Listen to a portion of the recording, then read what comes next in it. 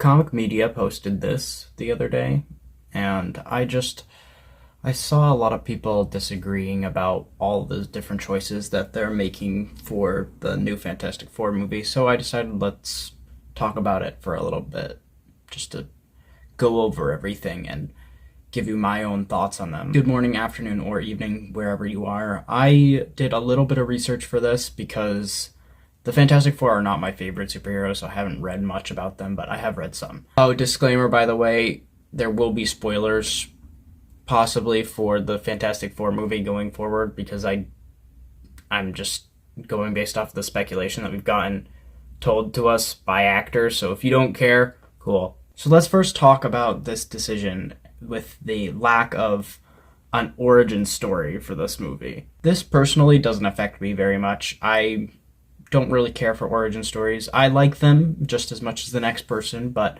I don't believe that a movie is better because it is an origin story. I've seen people say that they wish that they were seeing the origin again, but we've seen it twice now in the past 20 years or so.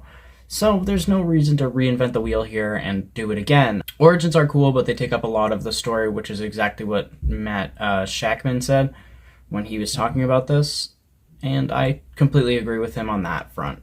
There isn't a reason that this decision should bog down the movie at all, at least because most people who are going to this movie understand the fundamental aspects of each of these characters already, at least on a basic level from either the comics or other shitty movies that have come out before this. Plus, they will likely feature flashbacks throughout this whole movie, so we'll get some explanations about the Fantastic Four, and as the movie goes on, we will likely see how they got their powers and the major plot points that we'll need to know about it. For the next decision, Shakman's trying to use practical effects and vintage lenses, and I think that's a very, very good idea. I think it's an amazing choice because the new MCU is a lot of CGI and very little of it is practical. Some of the entire scenes are just complete CGI, which I think takes away from the grounded stories and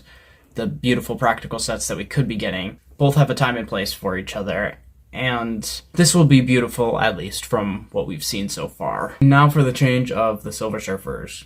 People will see this and start saying that it's more of Disney's woke washing of everything and pushing all of their agenda. But let's be real, guys. Stan Lee and John Buscema, or Buscema, however you pronounce it, created Shalla in 1968.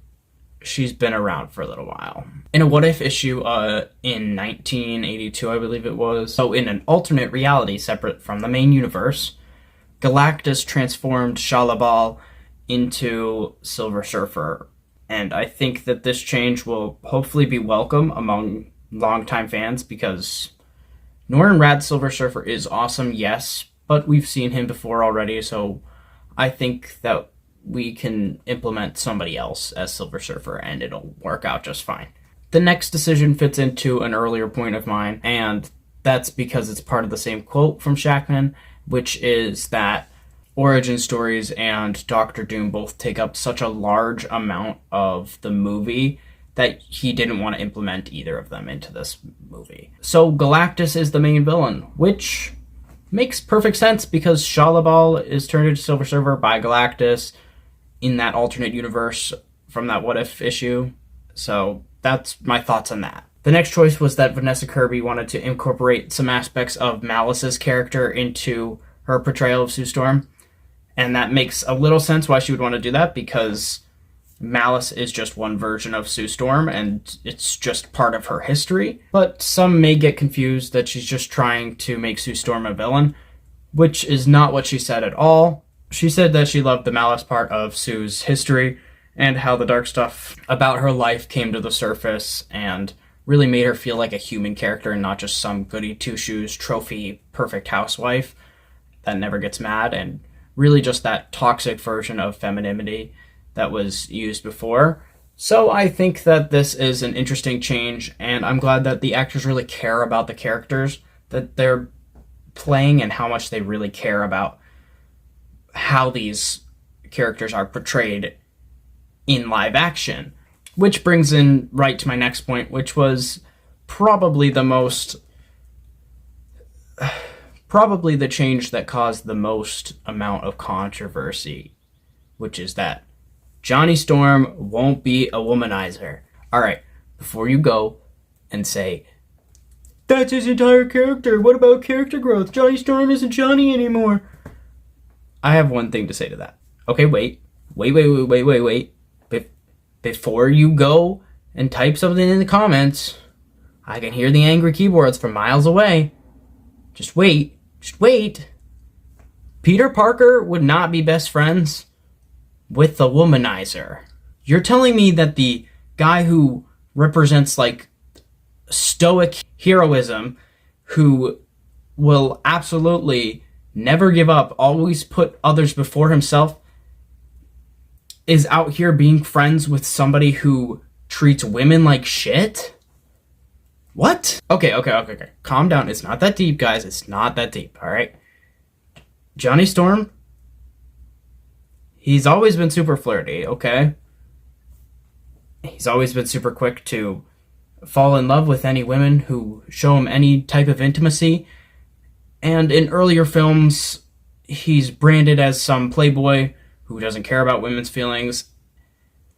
And he really just wants to have sex with as many women as possible.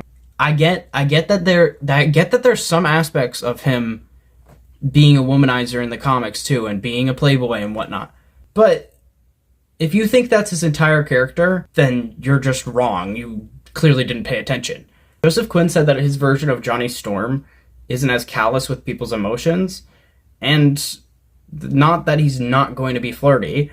He said that Johnny was funny and still full of bravado, so who said they wouldn't implement parts of his character development just in a separate way? Like, you can still implement the douchebag turned better person, but, like, I don't think they're going to do it that way. They're going to do it a separate way where it's really just his inadequacies present as maybe funniness and him trying to be like a jokester, I guess.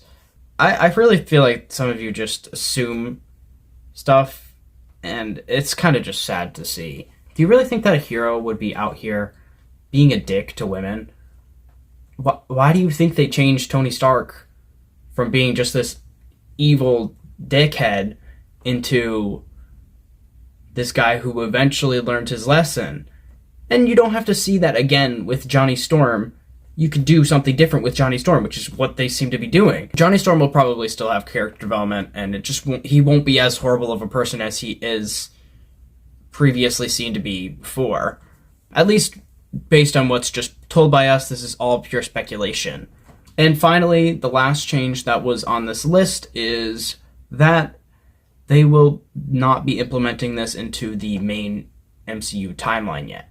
And that still makes perfect sense, because obviously it would be in a separate timeline. It wouldn't make sense for the Fantastic Four to just all of a sudden appear and be like, oh, so where were you guys when we were fighting Thanos? It makes sense that it'll be moved to the MCU at some point because of Doomsday and Secret Wars, bringing all the universes together. But anyways, at the end of the day, just wait for the movie to come out before you start getting so pissed off about all these changes. Just watch the movie, see if you enjoy it, and then see if you're pissed off. And if you're pissed off after that, okay, that's fine.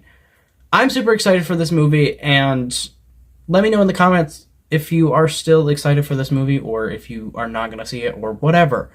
At the end of the day, enjoy the movie, don't enjoy the movie. I can't control you, I just like superheroes.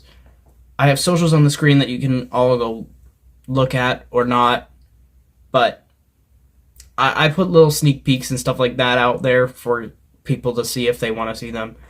But if you don't want to do that, at least like and subscribe. Thanks, and have a great day. Bye now.